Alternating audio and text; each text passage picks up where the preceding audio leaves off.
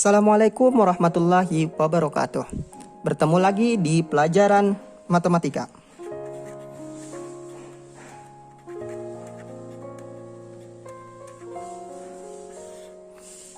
Mudah-mudahan kalian semua diberikan kesehatan. Meskipun kita belajar daring, semoga kita tetap diberikan pemahaman dari ilmu-ilmu yang telah kita pelajari. Amin.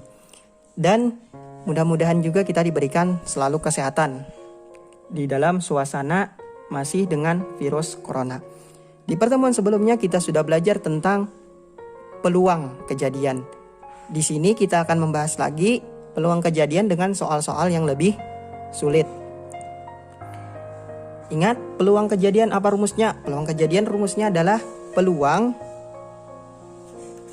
dari si kejadian, misalnya A sama dengan NA banyaknya si A per NS atau banyaknya dari ruang sampel.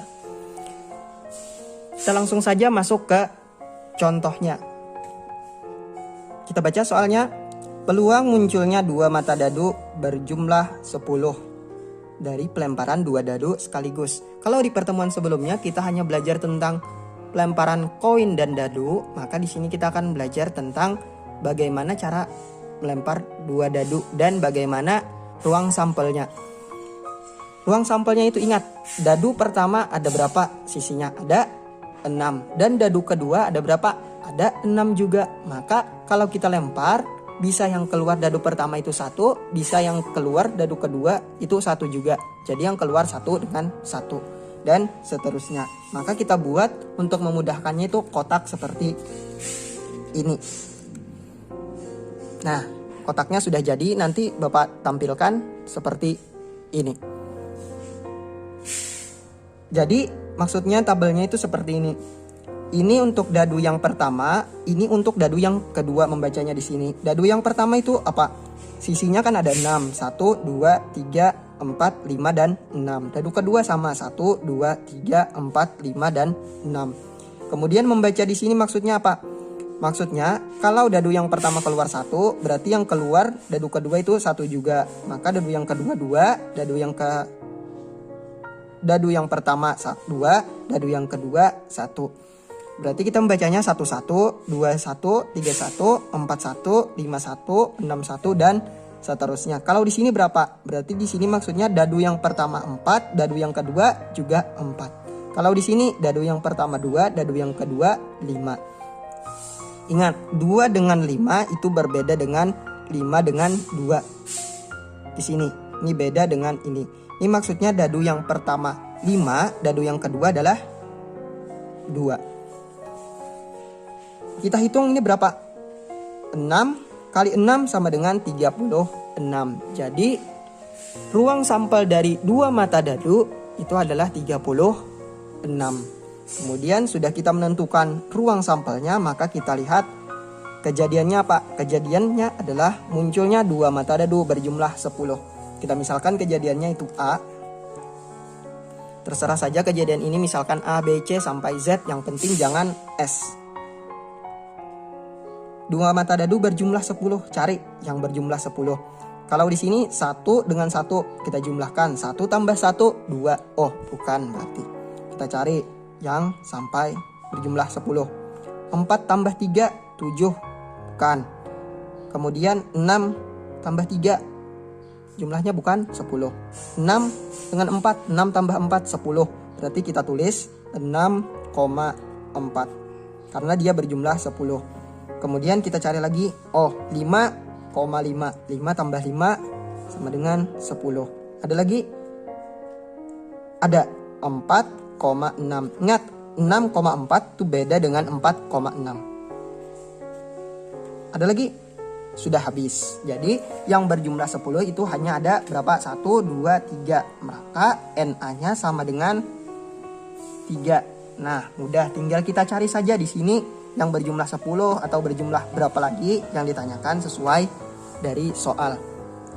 Kemudian kita hitung di sini P A N A per N S.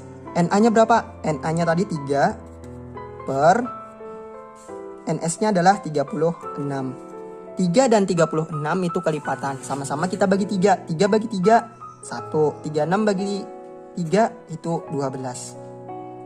Jadi kita lempar, dua dadu itu akan menghasilkan peluang dengan berjumlah 10 sebanyak 1 per 12.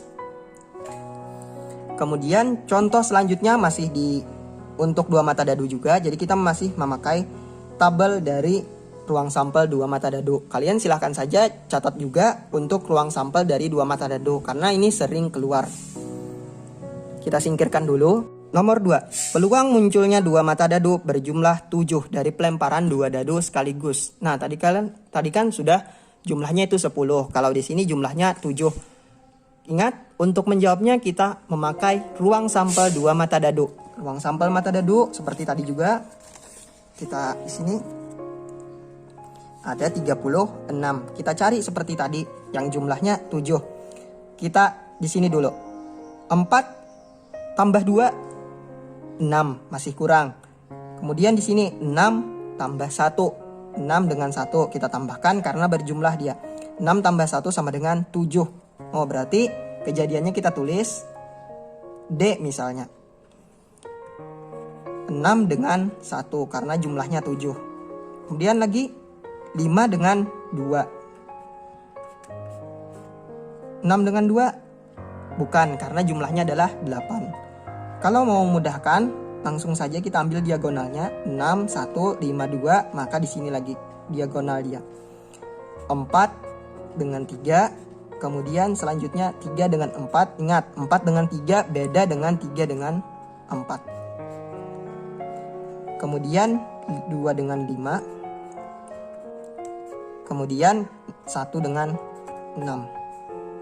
Ingat, 6 dengan 1 itu beda dengan 1 dan 6. Ada berapa hitung? 1, 2, 3, 4, 5, 6. Ada 6. N, D. Nah, jadi ada 6 kemungkinan jumlah kejadiannya. Kemudian kita hitung peluangnya P, D, karena dia peluang kejadian dari D. N, D sama dengan, bukan, per N, S sama dengan D-nya tadi berapa? D-nya 6 per NS-nya ada 36.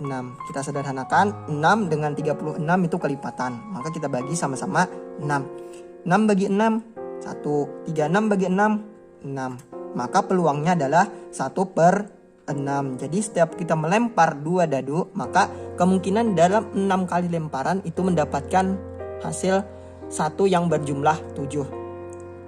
Kemudian sudah selesai ini untuk pelemparan dua mata dadu. Selanjutnya kita contoh yang memakai yang lain lagi.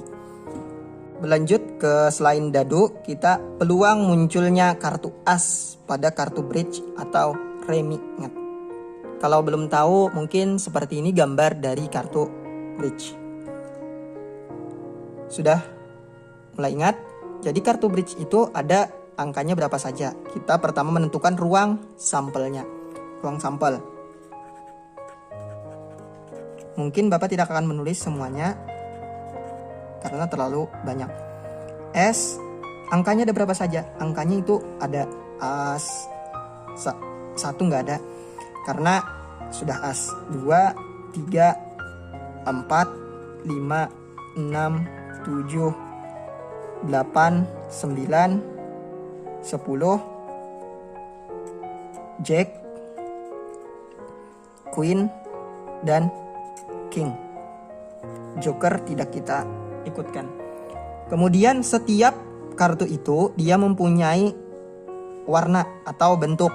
Ada as skop, kemudian as keriting atau clover, kemudian as hati, kemudian as gatas. Nah, dia setiap kartu itu mempunyai 4 bentuk. Berarti di sini kartunya ada 13 dan ada 4 bentuk. Maka ruang sampelnya itu ada 13 dikali 4 sama dengan 13 kali 4 50. 2. Kemudian yang ditanyakannya adalah peluang munculnya kartu as. Kita ambil contoh A misalnya. As. As ada berapa saja? As kupang atau as sekop. Ada as kloper atau keriting. Ada as hati. Dan ada as gatas. Ada berapa? Ada 4. Berarti NA-nya sama dengan 4. Kita masukkan ke rumusnya. P A, peluang kejadian dari A itu sama dengan N A per N S. Kita masukkan A-nya tadi berapa? 4 per S-nya 52.